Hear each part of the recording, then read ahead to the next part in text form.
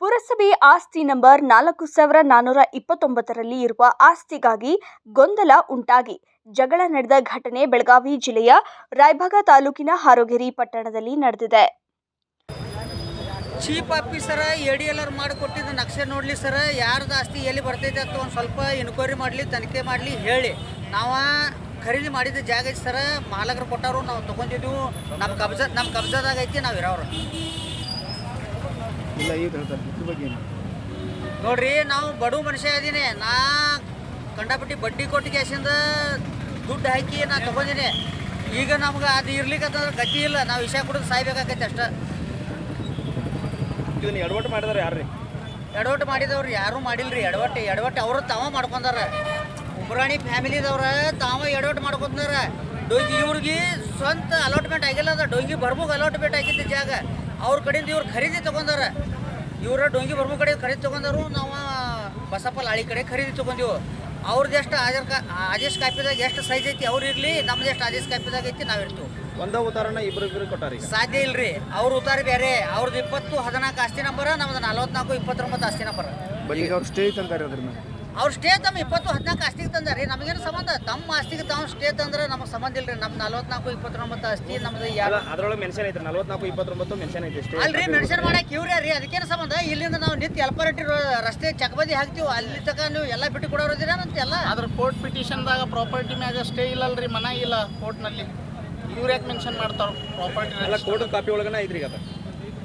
ಈಗ ನಮ್ಮ ಕಡೆ ಕಾಪಿ ಕೊಟ್ಟಾರ ನೋಡ್ರಿ. ಅವ್ರದ್ದು ಸೈಜ್ ಎಷ್ಟೈತಿ ಅಷ್ಟರ ಪ್ರಕಾರ ಅವ್ರದ್ದು ಆದೇಶ ಕಾಪಿ ಪ್ರಕಾರ ಅವ್ರಿಗೆ ಸ್ಟೇ ಕೊಟ್ಟಿದ್ದಾರು. ಅವ್ರದ್ದು ಆದೇಶ ಕಾಪಿ ಬಿಟ್ಟು ನಮ್ಮ ಆಸ್ತಿ ಐತಿ ರೀ. ಅವ್ರ ಶ್ರೀಮಂತ ವ್ಯಕ್ತಿ ಅದಾರ, ಅವ್ರ ಬೇರೆ 10 ಅಂಗಡಿ ಅದಾವು, ಅವ್ರದ್ದು ನಡೆಸ್ಬೋದಾರ. ನಾ ಏನು ನಡೆಸ್ಬೇಕು ಹೇಳ್ರಿ ನೋಡೋಣ. ನಮ್ಮ ಹೊಟ್ಟೆ ಉದ್ಯೋಗ ಈಗ ನಾನು ಆಯುಷ್ ಪೂರ್ತಿ ಮುಗಿತ್ರಾಗ ನಾ ಗಳಿಸಿದ ದುಡ್ಡು ಎಲ್ಲ ಆ ಜಾಗಕ್ಕೆ ಹಾಕಿದೆ. ಬೇರೆ ನಮ್ಮ ಕಡೆ ಕೋರ್ಟ್ದಿಂದ ಏನು ಫೈನಲ್ ಆಕೈತಿಲ್ಲ ಅದನ್ನ ಅವ್ರಿಗೆ ಬಿಟ್ಟು ಕೊಡ್ತೀವಿ ಅಂತ ನಾವು ಅಲ್ಲಿ ನೋಡ್ರಿ. ಅದಕ್ಕಷ್ಟೇ ಹೇಳ್ರಿ, ಅದಕ್ಕ ನಾವು ಕಬ್ಜಾ ಅದೀವ್ರಿ. ಕೋರ್ಟ್ ಅಕಸ್ಮಾತ್ ಅವ್ರಂಗೆ ಆತಂದ್ರೆ ನಾವು ಬಿಟ್ಟು ಕೊಡ್ತೀವಿ. ಈಗ ಅವ್ರು ತಗೋತಿರ್ತಾರ, ಈಗ ಕಬ್ಜಾ ನಾವು ತಗೋತಿರ್ತಾರ ಗೌರ್ಮೆಂಟ್. ಇಲ್ರಿ, ಕಬ್ಜಾ ನನ್ನ ಕಬ್ಜಾದಾಗ ಇರುತ್ತೆ ಸರ್. ನೀವು ಬಿಟ್ಟು ಕೊಡಂಗಿಲ್ಲ. ನಾ ಬಿಟ್ಟು ಕೊಡಂಗಿಲ್ರಿ. ನಾ ಖರೀದಿ ಮಾಡ್ಕೊಂಡು ನಾ ಹೆಂಗೆ ಬಿಟ್ಟು ಕೊಡ್ಲಿ? ಇವ್ರು ಅಲ್ಲ, ಇವ್ರು ನನ್ನಂಗೆ ಆದೇಶ ಆತಂದ್ರೆ ನಾ ತಗೋತೀನಿ, ಅವ್ರಂಗೆ ಆದೇಶ ಆದ್ರೆ ನಾ ಬಿಟ್ಟು ಬಿಡ್ತೀನಿ. ಏನಿಂದ ಅಲ್ರಿ, ನಿನ್ನೆ ರಾತ್ರಿ ಹಿಡಿದು ಸ್ಟಾರ್ಟ್ ಆಗಿದೆ.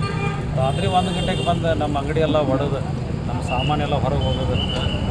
ನಮ್ದು ಎಷ್ಟು ಬೆಲೆ ಬಾಳೋ ಒಂದು 4 ಲಕ್ಷ ರೂಪಾಯಿ ಸಾಮಾನೆಲ್ಲ ಹೊರಗೆ ಹೋಗೋದು. ನಮ್ಮ CC ಕ್ಯಾಮ್ರಾ ಹೊಡೆದಾಗ 4 CC ಕ್ಯಾಮ್ರಾ ಹೊಡೆದಾಗ ಪೊಲೀಸರು ಬಂದರು, ಪೊಲೀಸರು ವಿರುದ್ಧ ಅದು ಮಾಡಲಿಲ್ಲ ಅವ್ರು.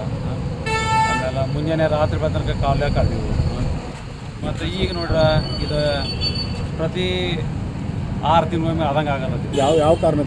ಯಾವ ಕಾರಣಕ್ಕಾಗಿ ಅಂದ್ರೆ ಇದು ಸರಿಯಾಗಿ ನಮ್ಮ ಪುರಸಭೆ ಅಧಿಕಾರಿಗಳು ಸರಿಯಾಗಿ ಕಾಗಪತ್ರದ ವ್ಯವಸ್ಥೆ ಮಾಡಲೇ ಇರೋದು.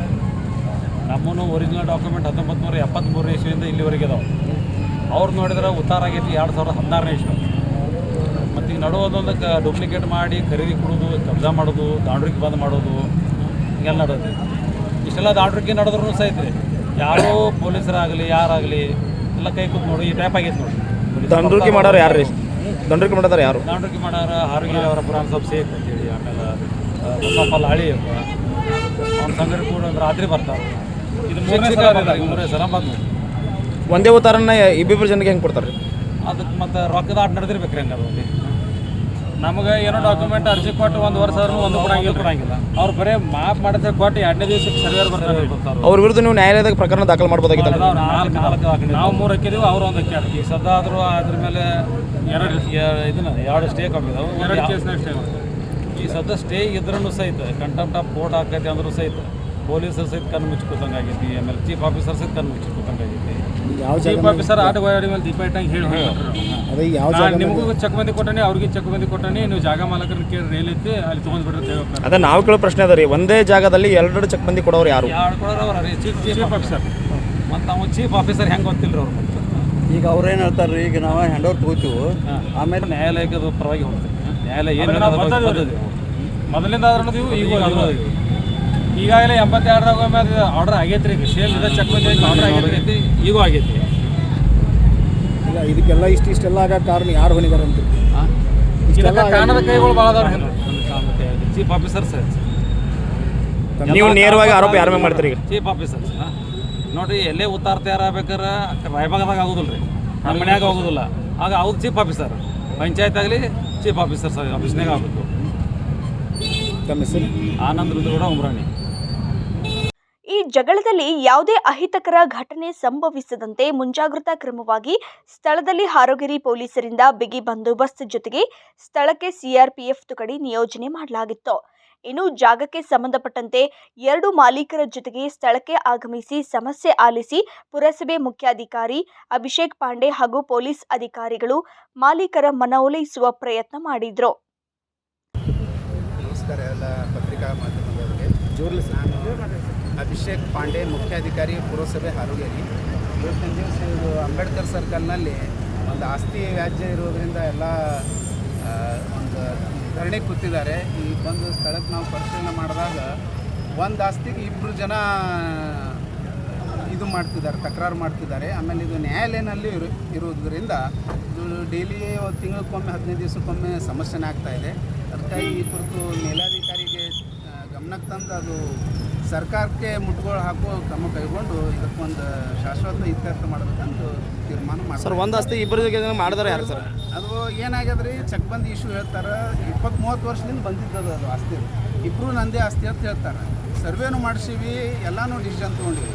ಅವರು 20 ವರ್ಷದಿಂದ ನಾವು ಅದೇ ಅಂತಾರೆ, ಇವ್ರು ನಾವು ಅದೇ ಅಂತ ಹೇಳ್ತಾರೆ. ಹಿಂಗೆ ವ್ಯಾಜ್ಯ ಇದ್ದಾಗ ಡಿಸಿಷನ್ ತೊಗೊಳಕ್ಕೆ ಆಮೇಲೆ ಇದು ಇದರದ್ದು ಆಸ್ತಿ ಇಲ್ಲ, NA-KGP ಆಗಿರುವಂಥ ಆಸ್ತಿ ಇಲ್ಲ. 30 ವರ್ಷ ಮೊದಲು ಸರ್ಕಾರದಿಂದ ಕೊಟ್ಟಿರುವಂಥ ಆಸ್ತಿ. ಹೀಗಾಗಿ ಆಮೇಲೆ ಚೆಕ್ ಬಂದು ಇಶ್ಯೂನೂ ಅದಾವೆ. ಆ ಟೈಮ್ನಲ್ಲಿ ಏನು ಮಾಡಿದ್ದಾರೆ, 30 ವರ್ಷದಿಂದ ಕೊಟ್ಟಿದ್ದಾರೆ. ಹೀಗಾಗಿ ಅದು ಮೇಲಾಧಿಕಾರಿ ಗಮನಕ್ಕೆ ತಂದು ಆ ಆಸ್ತಿಯನ್ನೇ ಮುಟ್ಕೊಂಡು ಹಾಕಕ್ಕೆ ಪ್ರಯತ್ನ. ಇದು ಎಡವಟ್ಟು ಮಾಡಿದಾರೆ ಯಾರು ಸರ್? ಸರ್, ಅದು 20-30 ವರ್ಷದಿಂದ ಆಗಿದ್ದದ್ರಿ, ಈಗ ಆಗಿಲ್ಲ. 80-90 ಖರೀದಿ ಆಗಿದ್ದಾವೆ, ಕ್ರಮೇಣ ಹಾಕೋದು ಬಂದಿದ್ದಾವೆ. ಅದಕ್ಕೆ ಅದು ಈಗ ತಹಶೀಲ್ದಾರರು ಆಮೇಲೆ ಮಾನ್ಯ ಜಿಲ್ಲಾಧಿಕಾರಿಗೆ ವರದಿ ಕೊಟ್ಟು ಸರ್, ಅದು ಹಂಗೆ ಡಿಸಿಷನ್ ಕೊಡೋಕೆ ಆಗ್ಲಾರ್ದಕ್ಕೆ ಇಬ್ಬರದು ವ್ಯಾಜ್ಯ ನಡೆದು ನ್ಯಾಯಾಲಯಕ್ಕೆ ನಡೆದದ್ರಿ. ಇಷ್ಟೇ ಅದ ಅಂತ ಅವ್ರು ಹೇಳ್ತಾರೆ. ಈ ಕಾನೂನು ನ್ಯಾಯಾಲಯದಾಗ ಇದ್ದಾಗ ನಾವು ಬಂದು ನಮ್ಮ ಹಸ್ತಕ್ಷೇಪ ಮಾಡೋದು ಸರಿ ಇಲ್ಲ. ನ್ಯಾಯಾಲಯ ಇರಾಕಾಗೆ ಸರ್, ನ್ಯಾಯಾಲಯ ಇದ್ದಾಗ ಹಿಂಗೆ ಮಾಡತ್ತಾರ ಅವರು. ನಮ್ದು ಆಸ್ತಿ ಅಂತ ಅವ್ರು ಹೇಳ್ತಾರೆ, ನಮ್ಮ ಆಸ್ತಿ ಅಂತ ಅವ್ರು ಹೇಳ್ತಾರೆ. ಅದು ಅಂಗಡಿ ಓಪನ್ನೂ ಇಲ್ಲ, ಬಂದೇ ಅದ. ಅದು ಇಬ್ಬರು ಜಗಳದಾಗ ಸಮಸ್ಯೆ ಆಯ್ತು. ಅದಕ್ಕೆ ಬೇಡ ಸರ್ಕಾರಕ್ಕೆ ತೊಗೊಂಡ್ಬಿಟ್ರೆ ಅದು ಮುಂದೆ ಏನು ಇರ್ತಾ ಅಲ್ಲ. ಈಗ ಮುಂದಿನ ದಿನಮಾನ ಈಗ ಏನು ಮಾಡ್ಬಾರ್ದು ಸರ್? ಈಗ ನ್ಯಾಯಾಲಯದಾಗ ಐತೆ ಸರ್, ನ್ಯಾಯಾಲಯದಾಗದ ತಹಶೀಲ್ದಾರ್ ಹಿಂಗೆ ಮತ್ತು ಕಾನೂನು ಸುವ್ಯವಸ್ಥೆ ಸಮಸ್ಯೆ ಆಗತ್ತೆ.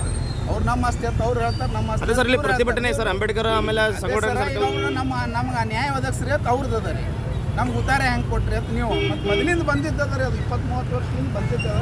ಅದಕ್ಕೆ ನಾ ಈಗ ತಹಶೀಲ್ದಾರ್ ಸಾಹೇಬ್ರ ಜೋಡಿ ಮಾತಾಡಿ ಅದಕ್ಕೆ ಸರ್ಕಾರ ಅದೇ ನೋಡ್ತೀನಿ ರೀ. ಈಗ ನಾ ಡಿಸಿಷನ್ ತೊಗೊಳಕ್ಕೆ ಆಗೋದಿಲ್ಲ, ಸರ್ಕಾರಕ್ಕೆ ಪ್ರಸ್ತಾವನೆ ಕೊಡ್ತೀನಿ. ಅವ್ರು ಏನು ಡಿಸಿಷನ್ ತೊಗೋತಾರೆ ಅದ್ರ ಮೇಲೆ. ಆದರೆ ಯಾವುದಕ್ಕೆ ಜಗ್ಗದ ಮಾಲೀಕ ಬುರಾಣ ಸಾಬ್ ಶೇಖ್ ಅಧಿಕಾರಿಗಳ ವಿರುದ್ಧ ಧಿಕ್ಕಾರ ಕೂಗುತ್ತಾ ಪ್ರತಿಭಟನೆ ನಡೆಸಿದ್ರು.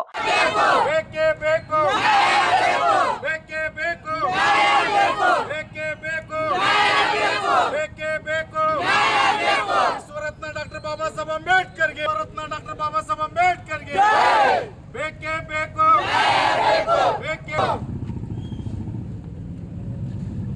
ಕೊನೆಗೆ Harogiri PSI Malappa Poojary, Athani PSI Girimallappa Uppar, Kudachi PSI Preetham Naik ಜಾಗದ 2 ಮಾಲೀಕರ ಮಧ್ಯೆ ಮಾತಿನ ಸಮಾಲೋಚನೆ ನಡೆಸಿ ಮಾಲೀಕರ ಮನವೊಲಿಸಿ ನ್ಯಾಯಾಲಯದಲ್ಲಿ ಪ್ರಕರಣ ದಾಖಲಿಸಿರುವುದರಿಂದ ಇಬ್ಬರಲ್ಲಿ ಯಾರ ಪರವಾಗಿ ನ್ಯಾಯ ಅವರಿಗೆ ಆ ಜಾಗ ಸಿಗುತ್ತದೆ, ಜಾಗದ ಮಾಲೀಕರು ಅವರು ಆಗಿರುತ್ತಾರೆ ಎಂದು ಹೇಳಿದರು.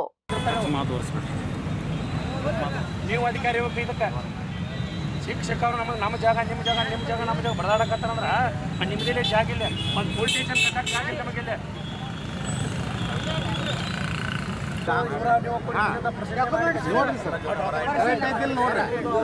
ಸರ್ವೆ ಮಾಡಿಲ್ಲ, ಆಸ್ತಿ ಬೇರೆ ಐತ್ರಿ, ಕಟ್ಟಡ ಬೇರೆ ಅದ.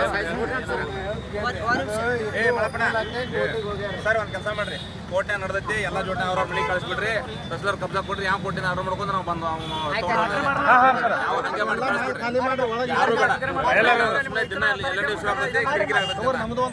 ಅವರು ಬೇಡ ಇವರು ಬೇಡ ಏನು ಕಂಪ್ಲೇಂಟ್ ಬೇಕಾಗಿಲ್ಲ.